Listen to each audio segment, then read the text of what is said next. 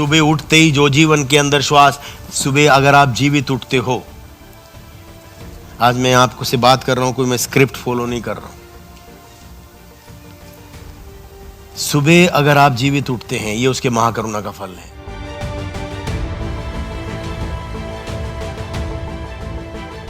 ये कल खाए हुए विटामिन या उसकी ताकत का विषय नहीं है।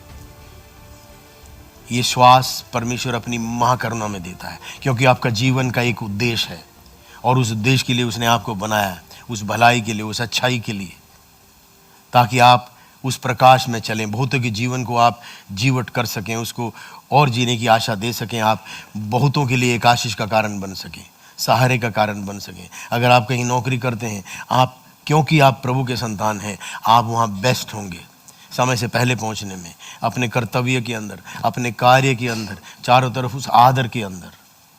आपके प्रवेश उस ऑफिस में होते ही वातावरण बदल जाने पाए। कम से कम 4 जने तो अपने गम दुख को भूल जाना चाहिए। ऐसा आनंद जो आपके भीतर है, जो शांति आपके भीतर है, वो उस जगह की उन भावनाओं के ऊपर हावी होने पाए। अगर एक परफ्यूम आप लगा के जाते हैं, वो उस कमरे को सुगंध में बदल देता है।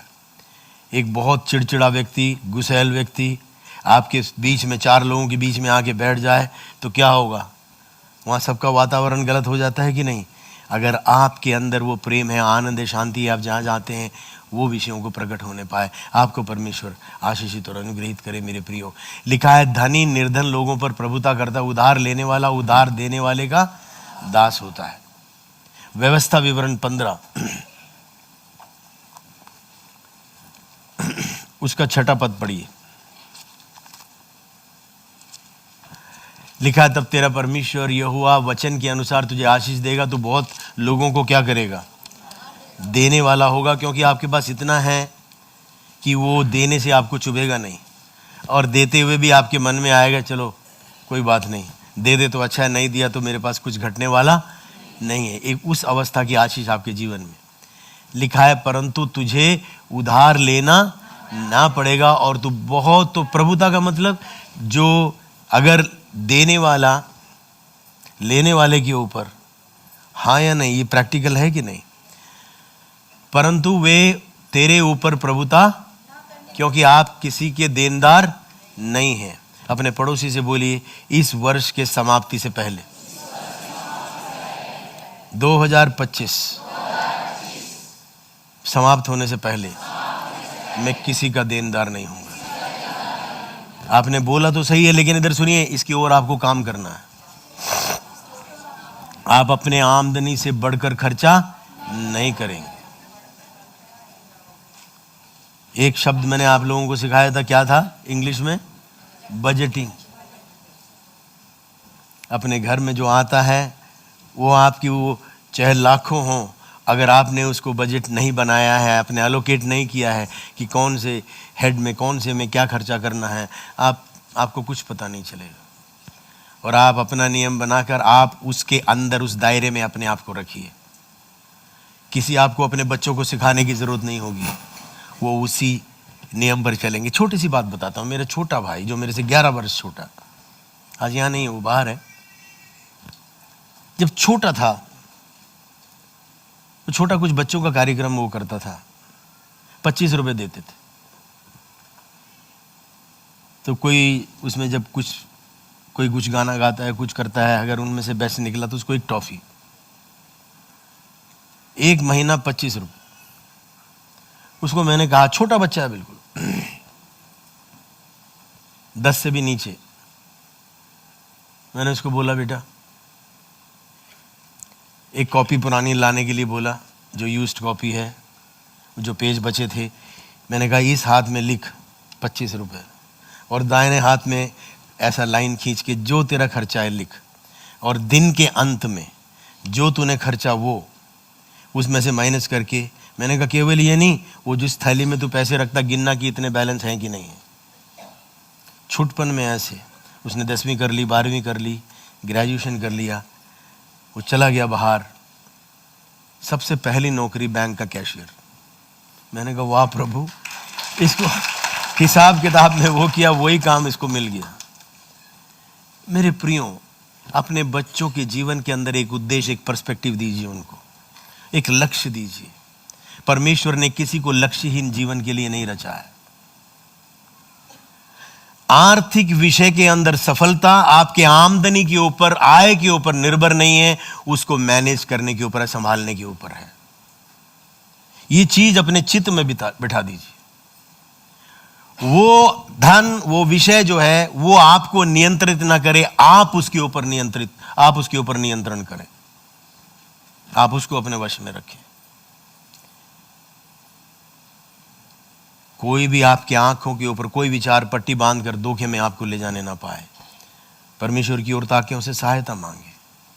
जो परमेश्वर आपको देता है वो आपके बच्चों और पीढ़ियों के लिए है।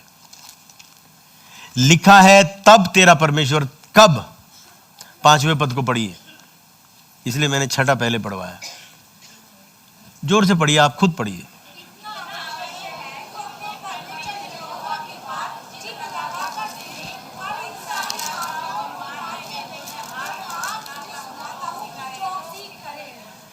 इतना अवश्य है कि तू अपने परमेश्वर की बात कैसे सुनिए। बस सुनो कहना काफी है, चित्त लगाकर सुनने का क्या मतलब है?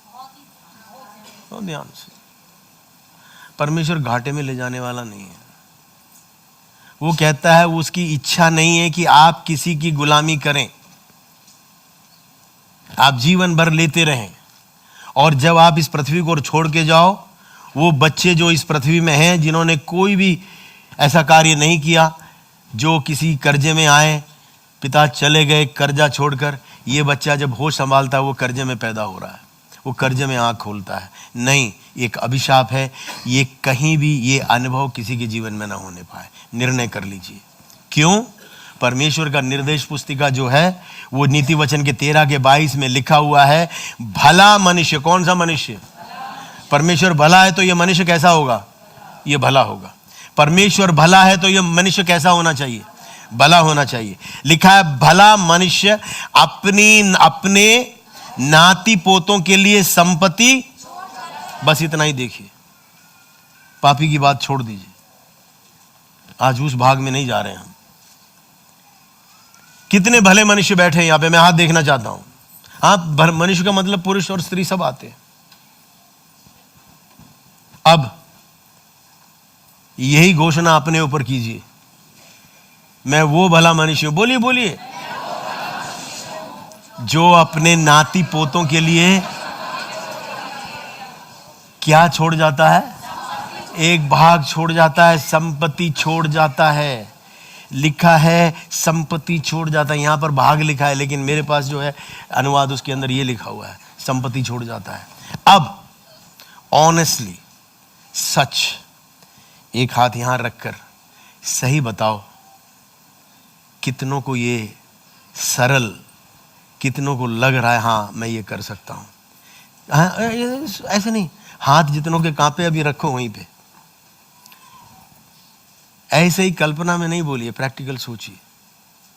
जो ये है विषय, आज अगर प्रैक्टिकली देखें, बिल्कुल जो आपकी अवस्था है, क्या आप अपने नाती पोतों के लिए संपत्ति छोड़ जाने के लायक प्रबंध है? ध्यान से, ध्यान से, मैं हाथ देखना नहीं चाहता ऐसे किसी का भी।